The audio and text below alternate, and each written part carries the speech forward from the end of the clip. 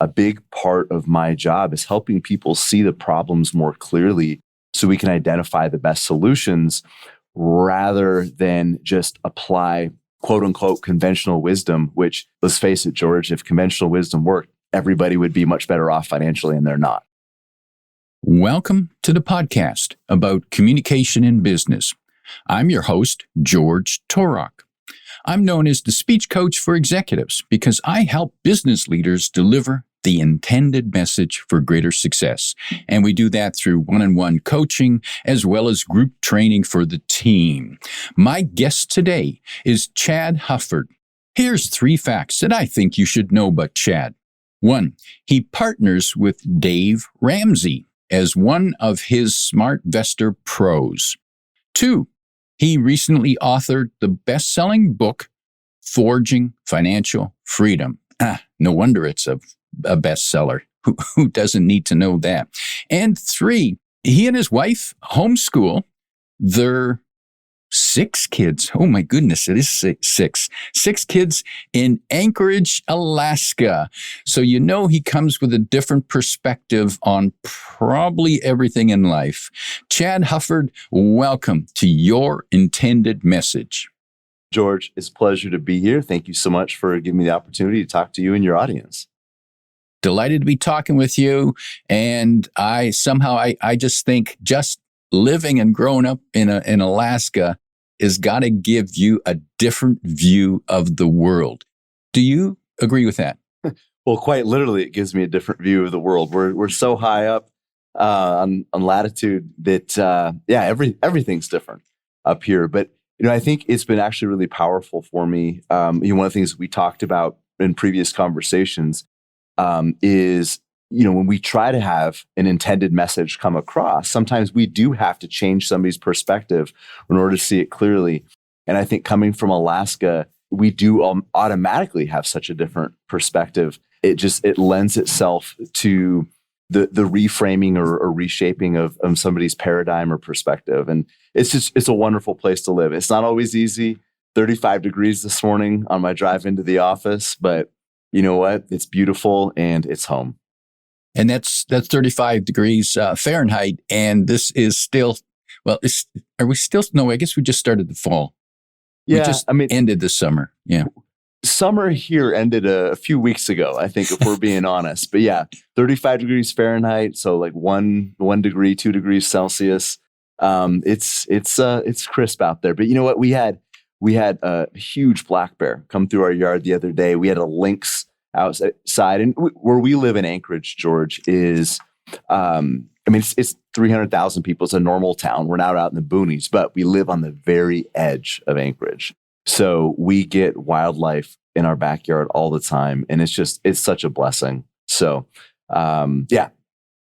it's Alaska. It definitely causes you to look and think about things differently. And we talk about traveling with 6 kids. We got to fly to Seattle usually just to start a trip or a vacation. And, when you walk on the plane with 6 kids, you can hear the old Clint Eastwood music and tumbleweeds rolling. Like, people are looking at you like, oh gosh, I hope they're not sitting next to me, But anyways, it's an adventure, and it's a great adventure of life, and we love it. Black bear and lynx. And I'm thinking I was delighted with my experience. Well, partly delighted with my experience this morning when I saw a skunk and he's standing on the trail, and I'm like, get off the trail, let me go by.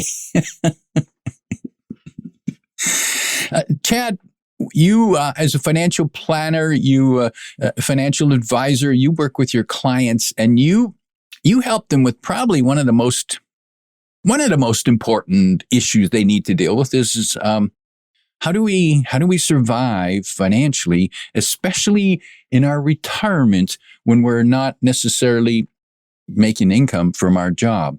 And you put that in perspective for people. And your book, I believe your book has taken lessons from the miners? The oil field. The oil field. Yep. Yeah. We work with a lot of oil folks, both in the field and engineers and executives. But Alaska, our economy runs on oil, and it's a niche that we've kind of grown into. There are definitely, it's a very volatile industry. There's even more uncertainty. So I think everybody faces certain uncertainties, and planning for retirement, investing. Right now we're recording this during an election year. There's always things on the horizon that give us pause and make us hesitant. But when you are in an industry that is especially volatile on top of that, I think it makes planning for the future even more difficult. So we've figured, hey, we're going to use these real life stories of men and women and condense them into 7 real life lessons that anybody can apply to their own financial future. And just make it tangible and meaningful. This is not a theoretical thing. These are real principles and practices that have worked for real men and women. And when you are talking to real men and women about their finances, it's not necessarily, it's not a topic that the average person, and I don't even know what an average person is, but the average person not necessarily as understanding of the implications of decisions when it comes to finances as you are. So how do you explain to them what might be foreign concepts to them? Well, it's not just foreign concepts. What I've realized that a lot of people come into a conversation with misconceptions, because the financial media especially has done such an awful job of educating people, because it's not their job to educate people. It's their job to really entertain. So what ends up happening is they make mountains out of molehills. The financial media takes things that aren't that important and they try to make it important because they're trying to sell advertising and copy and all those different things. So folks listening, if you didn't know, whatever financial media outlet you listen to, their job isn't to make you a better investor. It's just to get you to keep listening. So what that means is a lot of things are sensationalized. Now, on top of that, you also have to think of money as something that is very emotionally charged already. And a lot of us come from backgrounds where the only time money was talked about in our homes as kids is when there wasn't enough of it, or when there was stress around it. Mom and dad fighting about money. Mom lost her job.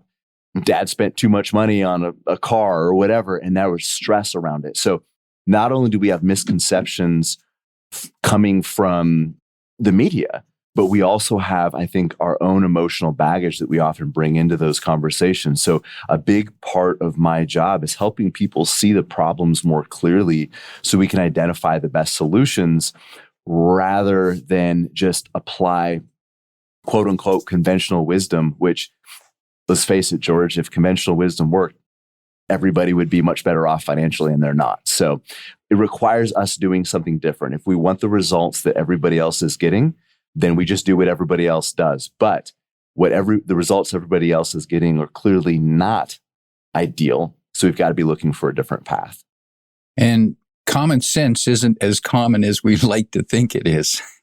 No, it's not. And as you mentioned in the intro, Dave Ramsey, we partner with him, and you look at some of those things 100 years ago, a lot of the principles and practices they were just normal. It's what everybody did. We didn't have things like credit cards and reverse mortgages and things like that. And people have distanced themselves from those basic principles. We're trying to just bring people back to them. The things that people did for generations. And now we have all these new fangled financial tools that we're just getting ourselves in trouble with. It's bringing people back to basics, as you are doing on this show with your intended message. It's cutting through the distractions so we can get down to the real heart of the matter. And so true there. There are many distractions in everything we do, certainly in communication. And I can imagine around the topic like money, which is an emotional topic, and one that is, but geez, let's sit down and talk about money. Oh, really? Do we have to talk about that now? I don't really want to do that. Hang on, I'll go get a drink. Well, you think about it, like we ask the questions that somebody's best friends or even family wouldn't ask. How much money do you make? How much debt do you have? What are your investments worth? What mistakes have you made? What are the financial things that keep you up at night? So we require a certain amount of vulnerability. It's not unlike somebody sitting down with a physician, and you got those crazy gowns that's open in the back. You feel exposed. You got things coming off your body. They have instruments. They're trying to test you. I mean, that can be very unnerving, and it's hard to step in front of a stranger and make yourself vulnerable like that. But it's also an important conversation to have. And we tell people all the time, your physical health is no different than your financial health. If you ignore it, it will only deteriorate. So while it may be frustrating, it may be intimidating to learn more about your physical health and your financial health, we can't let those intimidations stop us. We have to step forward into that because whether you like it or not, finances are going to be an important part of your life. Chad, so if I'm going to sit down with you and we're going to have a discussion about my finances, and I'm going to allow you to ask me those very personal questions that I don't answer to nobody, we've got to start with trust. So how do you do that? Where do you start? We start by asking people questions about themselves and what really matters to them. So if we keep on this medicine analogy, in the sense of medicine, if you prescribe without a diagnosis, you prescribe a treatment without a diagnosis, that's a recipe for malpractice. Well, in my industry, the financial industry often leads with products. We prescribe before we actually understand what somebody's trying to accomplish. And that's where you see, people with these target date funds and things like that. It's a one size fits all approach. It's not customized and tailored to the individual. So in order for us to give the right financial advice, we have to really understand where somebody is on their path and help them understand what that destination even looks like. A lot of people don't know what they need to be financially successful. They don't know what they're going to need in retirement. Even they don't know how much income they might need to live without a paycheck. So it's getting them to better understand what is important to them, what is meaningful in life, what do they want their lives to look like if they don't need to go to work ever again, if they don't need to collect a paycheck, and attach some financial goals to those lifestyle goals. But really understanding what makes somebody tick and asking them some probing questions about them as individual, because I just believe investments are tools. They help you build a life. They help you build potentially a better life. But unless you know what you're trying to build, you're not going to be able to select the right tools.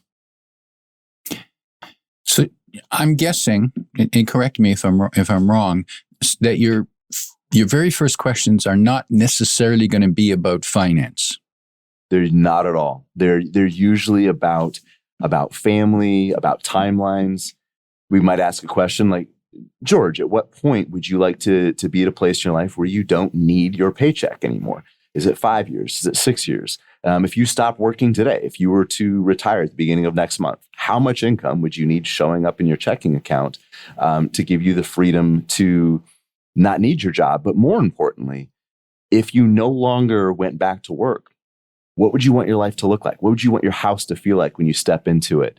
What are some of the things that in your life now that you would do more of if you didn't have to go back to work? Like those types of questions. Because again, we're using finances to build a more abundant life. It's just a tool. It can't be the major focus. And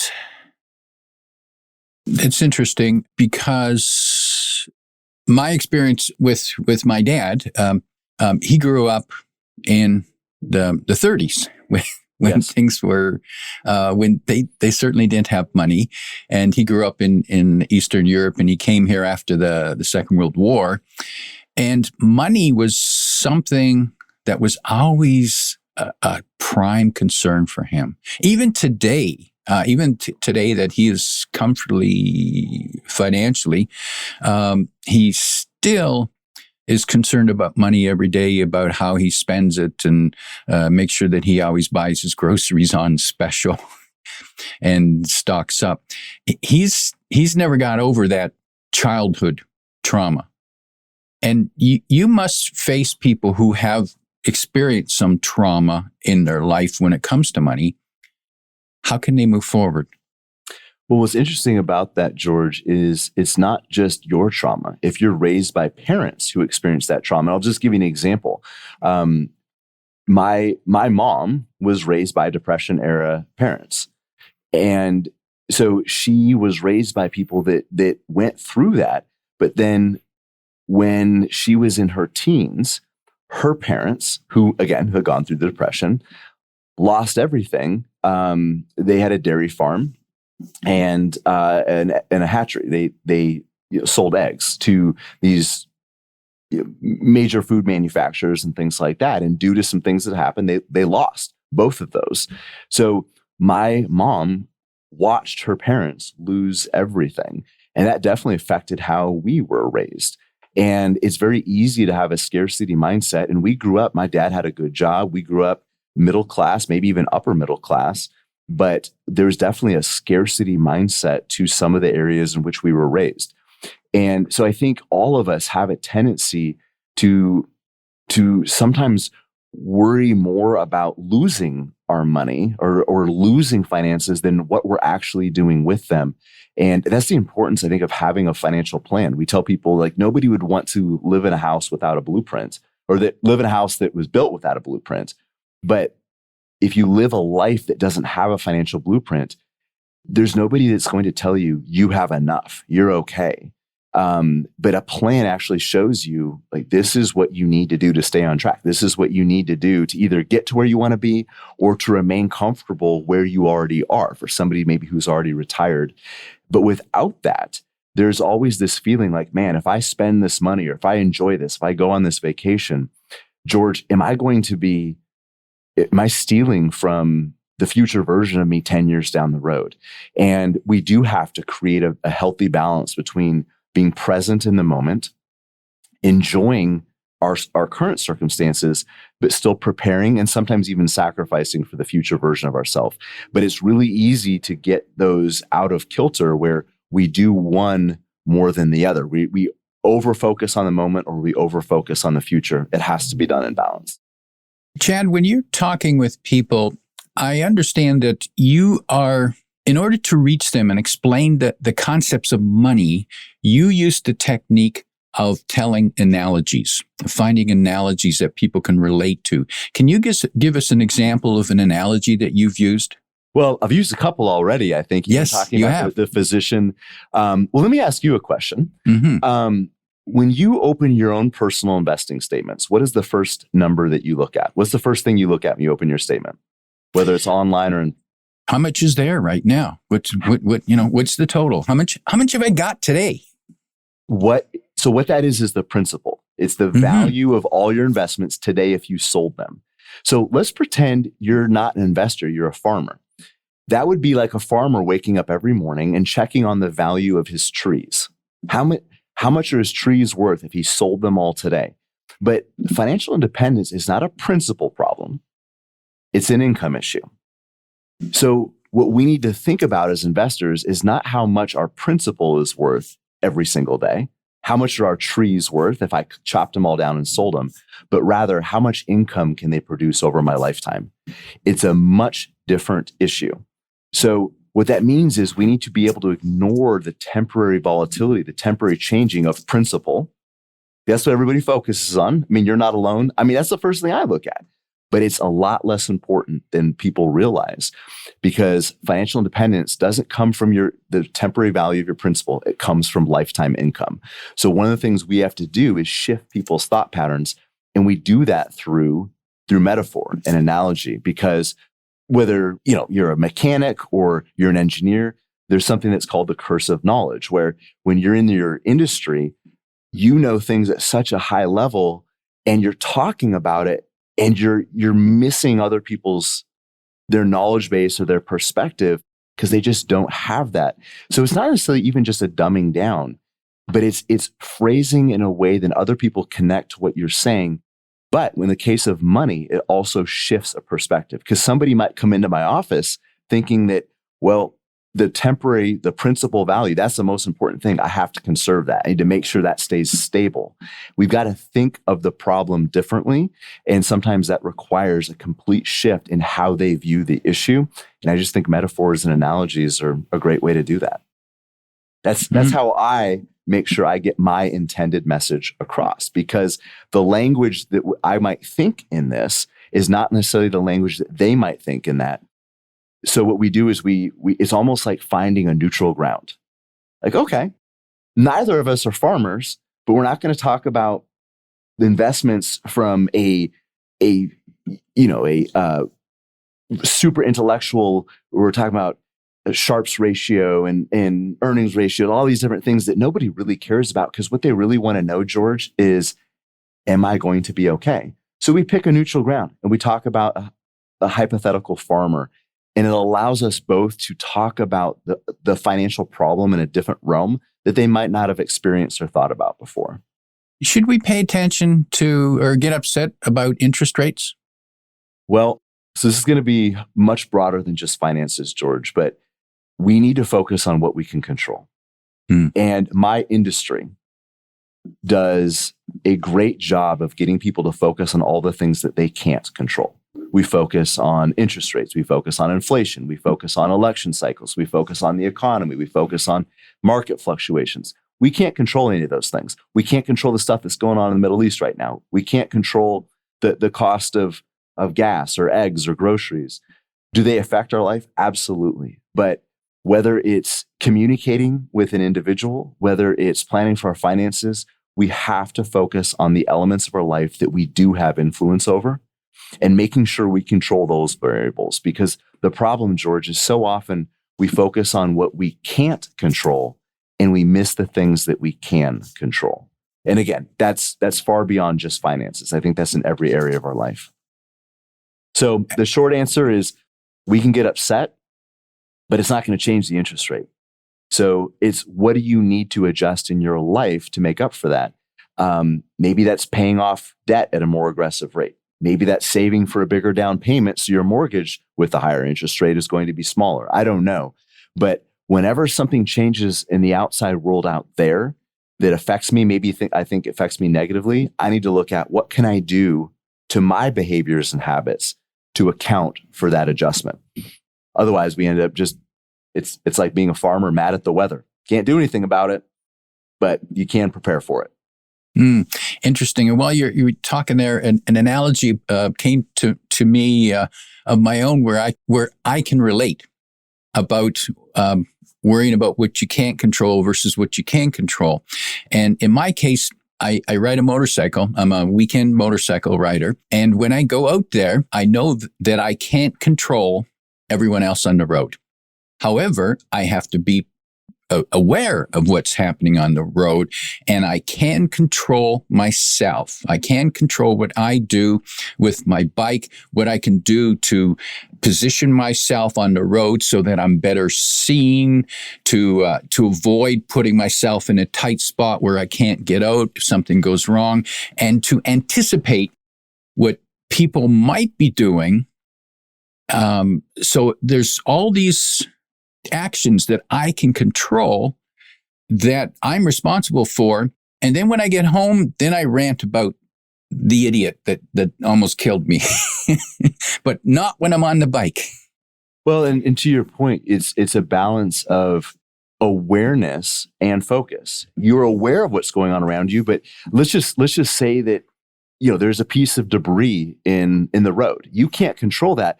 But if you overly focus on it, you actually have a higher chance in a motorcycle of hitting it, because you actually need to shift your attention, your body towards where you want to go, not what you want to avoid. Am I correct? You are 100% correct. And every time you hear about someone, a single vehicle motorcycle accident where someone runs into a tree or a pole, it's because something went wrong, and in trying to avoid the pole, they focused on it instead of looking off into space, into nothingness, which is hard to do. It's hard to focus on something that is not concrete. And anytime you focus on the item on the road or the idiot driver in front of you, you miss the ones beside you. So you have to be aware of the whole picture and not focus on any one distraction. And I think that's how we are trying to train people and coach people financially, is focus on where they want to go, not the things that might be an impediment or a hindrance to that, because then it actually can cause you more damage if you're focused on the rising interest rate. You need to be aware, but that can't be where your focus goes. And again, I think this plays out into many different areas of life, not just finances. Focus on where you want to go, not the things in your way. Yeah, and it's interesting. During the COVID pandemic, every day they're reporting the numbers, and people are just paying attention. And the conversation, if you talk to them to that day, did you see the numbers today? Did you? No, there's nothing I can do about it. Well, and human beings have a desire for control. That's in our nature. It's in our DNA. We want to control. So if you go back to COVID, like, what did people do? So we felt like our lives were out of control. The numbers were going. We didn't know what was happening. People's businesses were shutting down. Their churches, their clubs, the places where they congregated. Like, so we wanted to grasp for some sense of control.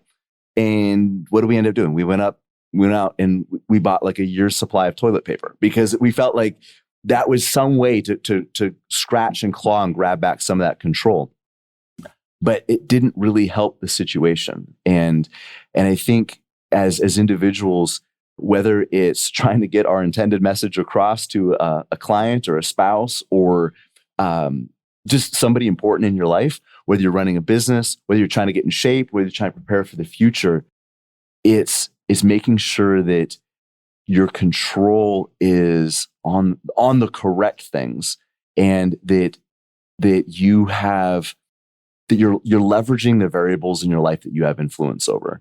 Otherwise, the chances are people are going to scrape and claw for grabbing control that in an unhealthy manner. And people do it through drinking, they do it through addictions, they do it through a lot of different ways. And of course, they did it through buying toilet paper as well. And it sounds like we got to remember how important control is to us. And we got to remember first of all, what's important and what we can control about what's important, and simply be aware of the rest that's going on, but not driving ourselves crazy, worrying or screaming or whatever escapes we use. Now, when you are meeting with your clients and you're offering them this imagined future of what they think they want, do you help them paint it so they can see it and feel it?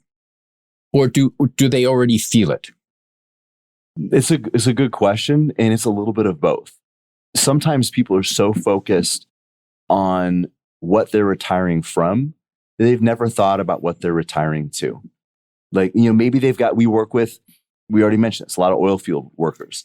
Some of these men and women work 2 weeks straight, 80 hours a week, up on the North Slope. I mean, it's above the Arctic Circle. It is dark for weeks or months at a time, sometimes. Very, very harsh weather. It's intense. You don't want to do that forever. I mean, somebody who has a 30-year career on the slope has been away from their family for 15 years of that.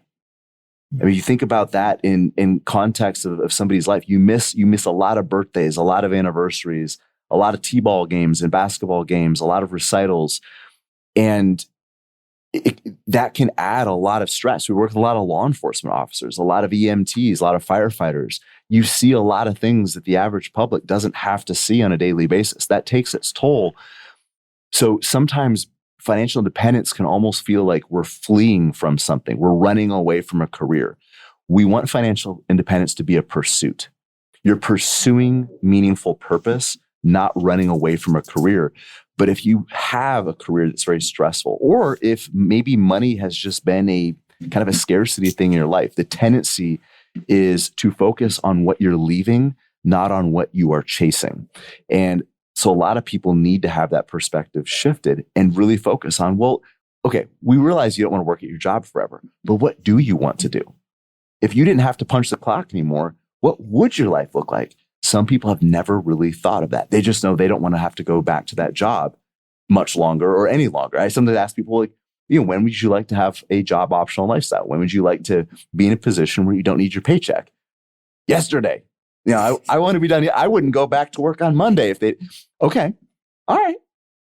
But let's start shaping your life for what you do want it to look like. One more metaphor for you. As you already mentioned, I have 6 kids, and they, like a lot of kids, they're into animals and nature shows. And we were watching this leopard chasing a warthog. And I was thinking about it, like, both this leopard and the warthog, they're running for their lives. Both of them are running as hard as they possibly can. I guarantee you, George, only one of them was having any fun, because one of those animals was fleeing. The other animal was chasing. It was in pursuit. And when we're pursuing a life of financial independence, it looks very, very different than running away from a job or from a career. Chad, it sounds to me that in the role that you play as a financial advisor, that there's a lot more to it than simply understanding money. It sounds to me that you, somewhere along the way, became a psychologist, social worker, communicator, in order to help people with their money. But the money kind of comes second. The first part is connecting with people. It absolutely is. And you talked about trust and how important trust is. And you will go back to that physician metaphor. And if you don't trust the surgeon who's going to cut you open, like, you're not going to go to that pre-op visit. You're definitely not going to let them operate on you. When we partner with a family, they entrust us with their financial future and their trajectory. That's a huge step. So there has to be a human connection. There has to be trust built and respect built at a very fundamental level. Because, George, if you were getting ready to retire, even if you weren't getting ready, maybe your retirement's a few years out, and we go through another financial crisis, which will happen. It's not a matter of if, it's just when. We go through another recession, and your 401k starts looking like a 301k or a 201k. No chart or graph is going to help you feel better. I'm going to have to dip into that relationship capital that I've built with you. And when you look into my eyes and know that I probably care more about your family's financial future than anybody that doesn't have your last name, you can't prove that to somebody with a computer program or with fancy graphics. It's a relationship that's built on trust. And we use the term relationship capital a lot. And that's why communication is so important, that we understand what's important for that individual and that they understand that that is meaningful to us. Again, finances are just the tool. You talk about a little bit about habits and behavior. Like, those are the things that matter the most, because my goal, George, is to help people build a life of abundance. There's a lot of ways to do that. Finance is just my tool, personally. Your book, Forging Financial Freedom, people can find that on Amazon. They can also find it at the website, forgingfinancialfreedom.com, and you can find that link in the description below. Chad, as we prepare to wrap up, if you were given advice to a family to have these discussions about money that they've been avoiding for a long time, what might be 1, 2, or 3 pieces of advice that you would give to help them approach this conversation in a positive and warm manner instead of a hostile way? Well, I think for a lot of people, just simply opening up the conversations about money is a really healthy step forward. Like, some people ask, like, what should I be teaching my kids? What's the most important thing? I think the most important thing when you're trying to teach kids is just to have normal conversations about money that aren't emotionally charged. It could be something positive. Hey, you guys have not turned every single light in the house on this month, and we saved $20 on our electric bill. I don't know, but just starting to normalize that. But a question that we often give to people is one around giving them freedom to dream a little bit. And that's so important for this, because people need to know it's possible. It's possible for them to get to a place where they no longer need a paycheck, and getting them to talk about what would they want their life to look like if they never needed a paycheck ever again. And we've already kind of touched on this a couple of times, but it'd be like, George, what are the things that you're doing now that you'd like to do more of if you no longer need a paycheck? And what are the things that you have to do now that you don't want to be doing? And getting them to dream and getting them to think about what their life could look like, and making it a positive conversation so they start painting this picture of the destination they're headed to. Because, too often we can focus on think about somebody going to a beach vacation, which right now sounds really good when it's 2 degrees Celsius. It's so easy when you're in that plane to focus on the turbulence of the flight rather than thinking about the destination that you're headed towards. And that's what we're trying to get people to do, is focus on the wonderful blessing that awaits you if you're able to endure the journey and make the sacrifices. And I think that's a fun way to open up that conversation with an individual, or even between a couple, giving them the freedom to dream. My guest today is Chad Hufford. And I think I'll repeat that last line about taking your mind off the turbulence of the journey and focus on the destination, because that's the dream you want. If you like what you heard, tell your friends and post your 5-star review on Apple Podcasts, because that helps more listeners find us. Come back every week for more practical insights to help you deliver your intended message. I'm your host, George Torok.